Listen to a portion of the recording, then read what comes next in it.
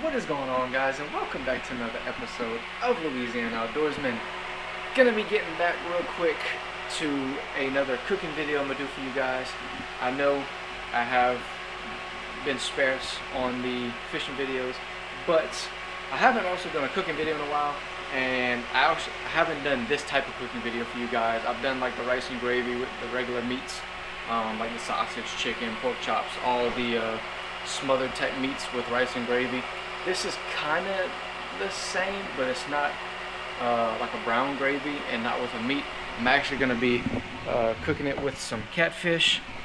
Those are actually a bag of the catfish that I had caught in 2 videos ago that you guys I had posted when I ran my limb lines. But I'm actually going to be doing a Catfish Coubion today for you guys, which is a super simple Cajun Creole dish. So what I'm going to do, I'm going to show you guys real quick the ingredients, and then show you guys the process of how to make this and what it looks like once it's done. Alright guys, so this is actually before, and let me get out the seasoning real quick. That's about all I'm going to need real quick.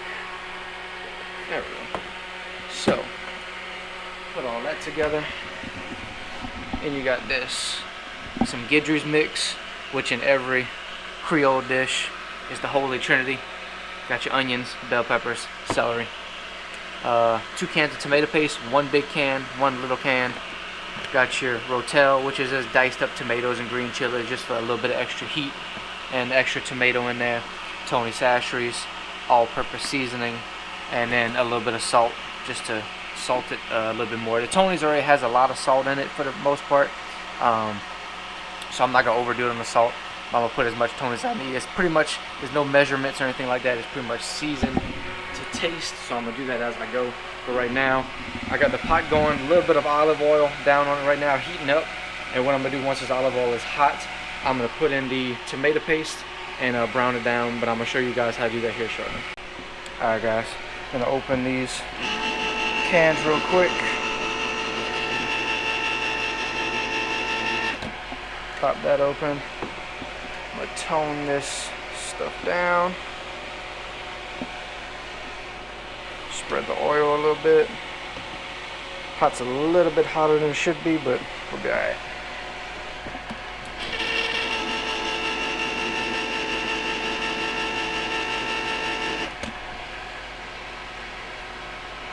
So what I'm gonna do,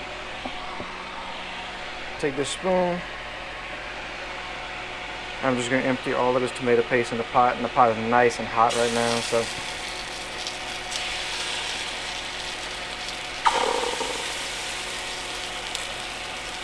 bit of this tomato paste out. Oh, that's splash.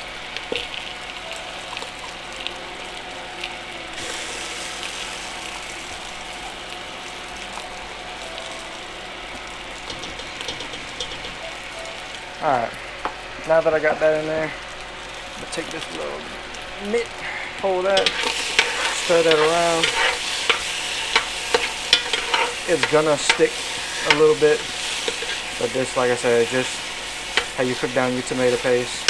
It's gonna put out its own, see how it changed the olive oil already that I had down to this orangish type color. Now what I'm gonna do is, to be able to cook this down to where nobody gets heartburn or anything like that, I'm gonna add some regular sugar. So I'm gonna take just this little spoon, I'm gonna sprinkle some sugar on it, about 3 teaspoons. Like I said, I'm not really measuring much, I'm just kind of sprinkling it as I go. Go there, and then we're gonna mix it all up.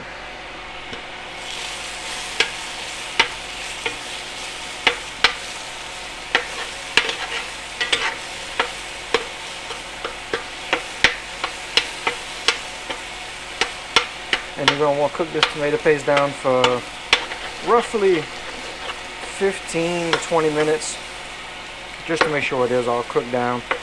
And like I said, make sure, because if you don't, you're gonna have people who eat your food get indigestion so bad or heartburn so bad. So I'm gonna cook this down for, like I said, 15-20 minutes, and I'll bring you back once I'm moving on to the next step. Alright guys, it's been cooking down for about 15-20 minutes now, and as you can tell, it's a darker red color than what it was when I first put it in. It was bright red. As you can tell, my napkin that the spoon was sitting on, that's bright red. This is a whole lot darker. It's okay that all this stuff is sticking. Once I pour this water in it right here, it's gonna all unloosen that up and everything like that. So what I'm gonna do at this point is I'm gonna add this water. It doesn't really matter the amount because it's gonna cook down anyway. So I'm gonna put in the water.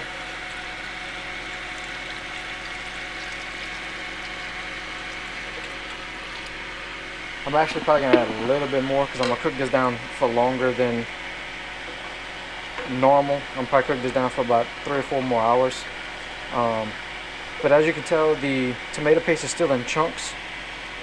Once the water gets boiling, it's gonna break all that down, and it's gonna merge into the water. So I'm not worried about that right now. So I'm gonna crank the heat up, get this to a boil.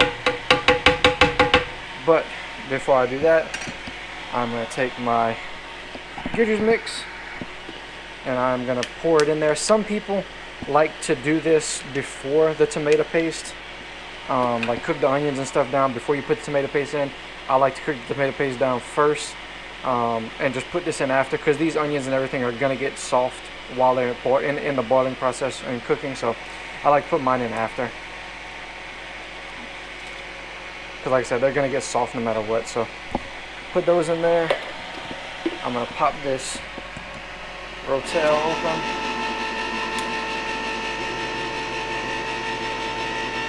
Make sure you pour the juices out.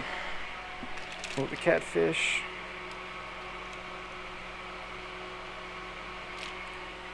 And like I said, this is just some tomatoes, chopped up diced tomatoes, and green peppers.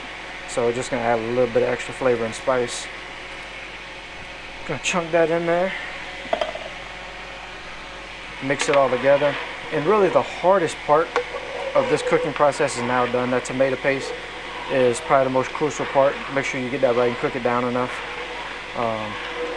So I'm gonna wait till this becomes a rolling boil, check back on it, and then that's when I'm gonna start seasoning to taste and everything like that. So I'll bring you guys back once we get to the seasoning part and once this gets boiling.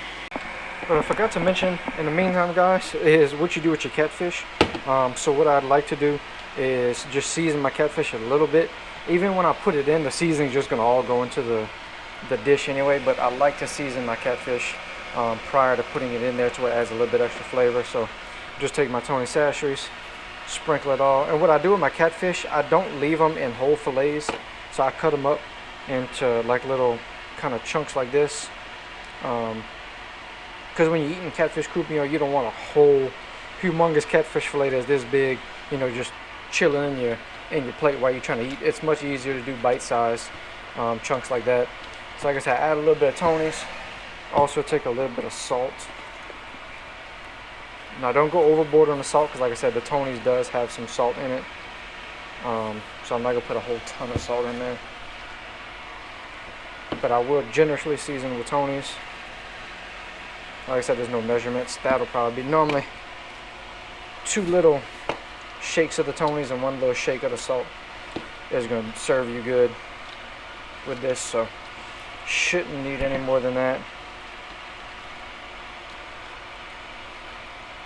And that looks good to where the catfish kind of turn a nice orangish color. That way I know it's coated real good with the seasonings. So what I'm gonna do from here, I'm gonna take these, I'm gonna put these in the refrigerator until they're ready to go, because I'm not gonna put these in until about 30 minutes prior to the actual meal being done, because catfish cook really fast and you don't want them to start breaking down and it's turning to mush in the pot. So I'm gonna put these in the refrigerator, and then we'll continue cooking and getting this to a rolling boil. Alright guys, so it's been about 10 minutes or so, and it's not at a rolling boil yet, but it's getting to where it's pretty close to a rolling boil. So it's not like super important that it becomes a rolling boil to do this step. So all I'm gonna do right now, before I literally let this thing sit for about 20 minutes, is I'm gonna take my Tony's and I'm just gonna sprinkle a little bit down in there. Just one good pass over, and that's it. Close it up. You stir it in. Make sure it mixes in there. And all I want to do is just season up that water just a little bit to let it cook down. and then I'm not gonna season the rest of it until after I put the fish in, because the last thing you want to do is over season it and think that it's perfect to taste, and then forget that you put all that Tony's and salt on the catfish. Then when you put that in, it just sends it over the top and it's too salty to eat and everything like that. So season it just a little bit. I'm gonna let this cook down to probably about 5 o'clock, and as you can see now it's 3:02 in the afternoon. So I'm gonna let this cook down for about 2 hours. I'm gonna come back and it's probably gonna be well cooked down by then, and I'm gonna add my catfish, add more seasoning. I'm gonna show you guys the process on that step, so stay tuned. Alright guys, so I just put the catfish in, and what I'm gonna do, I'm not gonna stir it much, because like I said, you don't want to stir it after the catfish has been in there, because they're gonna start to break apart and you're literally just gonna have mush catfish everywhere. So what I'm gonna do, I'm gonna let this actually cook until the catfish is done, which is gonna be about another 10-15 minutes. Then I'm gonna taste the gravy again to make sure everything's seasoned properly, and if not, I'm gonna add more. But I have a pretty good feeling it's gonna be on, because I tasted the gravy right before I put the catfish in, and it was almost there, and I think the seasoning that's coming off of the catfish is gonna pretty much set it over and make it perfect. So like I said, I'm gonna leave it sit, let it cook. It is almost 5 o'clock, so I'm gonna let this cook for about another 30 minutes and it should be done, and I'll show you guys the final product once it's done. Alright guys, it is finally done. It's not gonna look much different from what it looked like earlier when I showed it to you guys, but I didn't stir it much, so that's why all the fish is still intact. Nice and chunky fish, and you can tell that the gravy has definitely thickened up. See how slowly it pours off the spoon? That's what you want. You don't want it very watery, and that just comes from cooking it down over a long period of time, because it is like 5:30 right now. If you guys remember, I put this story at like 3 o'clock. So like I said, it's nice and thick now, so, but it is definitely done. So I'm gonna go ahead and fix me a plate here shortly. But I also made with it, I do this a lot with tomato gravy type dishes. Just make a little cabbage salad. All it is diced up green cabbage with some vinegar and some salt on there. Really good, breaks down the acid in the tomato gravy. And then also you're gonna serve it over rice, which is regular white rice, which is ready as well. So get this camera straight. I'm gonna fix me a plate. I'm gonna enjoy this. I haven't had this meal in a long time, so I'm definitely gonna enjoy it. Flavors taste good. I wish you guys could be here and smell it, because it smells amazing. But I hope you guys did enjoy. If you have any suggestions for cooking videos that you want me to do upcoming later down in the future, after the fishing videos I'm going to be posting here shortly, comment it down below. And as always, stay tuned for another episode of Louisiana Outdoorsman.